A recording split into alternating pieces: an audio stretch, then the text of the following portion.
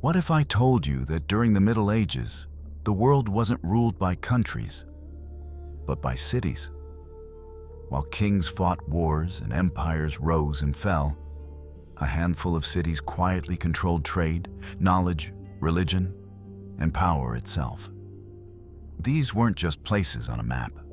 They were the beating hearts of entire civilizations. And these are the 10 cities that ruled the medieval world. We're counting down from 10 to 1. To understand this list, we need to redefine power. In the Middle Ages, power didn't just mean armies. It meant controlling trade routes, shaping religion, leading innovation, and influencing millions far beyond your walls. From Europe to Asia, from Africa to the Americas. These cities did exactly that. Deep in the jungles of Southeast Asia, there once stood a city so vast it may have been the largest on Earth. Angkor, the capital of the Khmer Empire, wasn't just a city. It was an engineering masterpiece. Its massive water management system, with canals and reservoirs, allowed it to support a huge population in a challenging environment.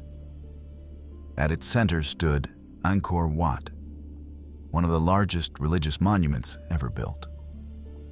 At a time when much of Europe was still rural and fragmented, Angkor was a symbol of urban sophistication and power.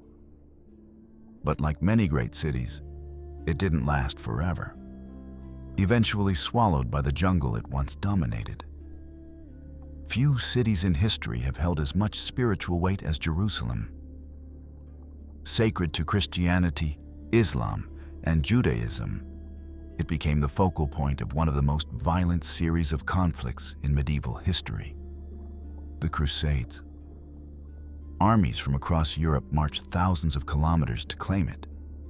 Kings risked everything for control over a city that, economically, wasn't the richest, but symbolically, was priceless. Because whoever controlled Jerusalem didn't just hold land. They held meaning, identity, and belief. Florence didn't dominate through conquest. It dominated through money. In medieval Europe, it became the financial capital of the continent. Its banks funded kings, its merchants connected markets, and its currency was trusted across borders. Families like the Medici didn't just accumulate wealth. They shaped politics, culture, and eventually the Renaissance. Florence proves that in the medieval world, power didn't always come from the sword. Sometimes it came from the ledger. At the crossroads of Africa, Asia, and the Mediterranean stood Cairo, one of the most important cities of the Islamic world. It was a center of trade, linking the riches of sub-Saharan Africa with the markets of the Middle East and beyond. But Cairo wasn't just about goods. It was about knowledge. The Al-Azhar institution became one of the oldest and most influential centers of learning in the world. Scholars, traders, and travelers all passed through Cairo, making it a hub of ideas and exchange. If you had visited Hangzhou during the height of the Song dynasty, you might have thought you were seeing the future. It was likely the largest city on Earth at the time. Bustling markets, advanced infrastructure, and a thriving economy made it a model of urban life. The city impressed even foreign visitors like Marco Polo, who described it as beyond anything he had ever seen. Hangzhou wasn't just powerful. It was advanced in ways that much of the world wouldn't match for centuries. In medieval Europe, one city stood out as a beacon of knowledge and culture: Córdoba. Under Islamic rule in Al-Andalus, it became one of the most advanced cities in the world. While other cities struggled with basic infrastructure, Córdoba had paved streets, public lighting, and vast libraries. It was a place where scholars from different cultures came together to translate, study, and expand knowledge. At its peak, it may have been the largest city in Europe. a true intellectual powerhouse. Paris grew into one of the most influential cities in medieval Europe, not just politically, but intellectually. It became the center of learning, home to one of the most important universities in the medieval world. Students from across Europe came to study theology, philosophy, and science. At the same time, it was the heart of the French kingdom, a growing political force. Paris shaped minds, and through them, it shaped the future. Venice wasn't built like other cities. It was built on water. But that didn't stop it from becoming one of the most powerful trading empires of the medieval world.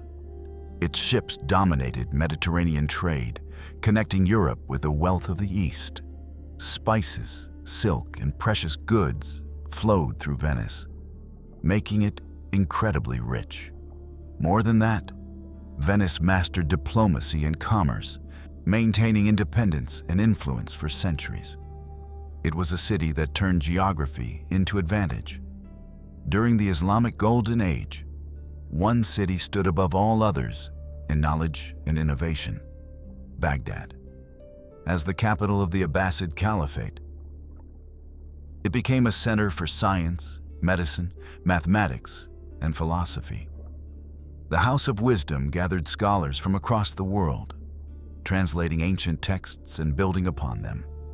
Ideas developed in Baghdad would later shape Europe's Renaissance. At a time when much knowledge could have been lost, Baghdad preserved and expanded it.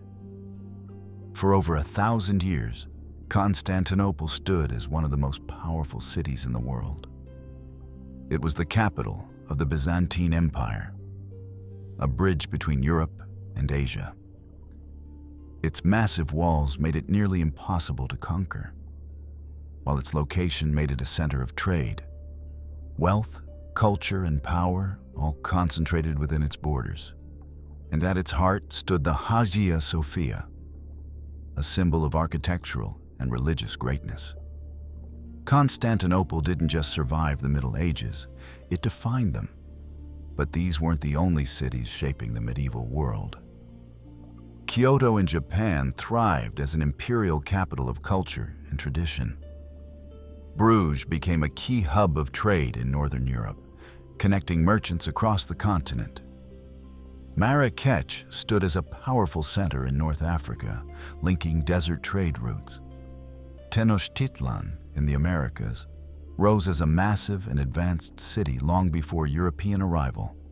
And Nishapur in Persia flourished as a center of culture, trade, and learning. Because in the end, it wasn't kingdoms that ruled the medieval world, it was cities.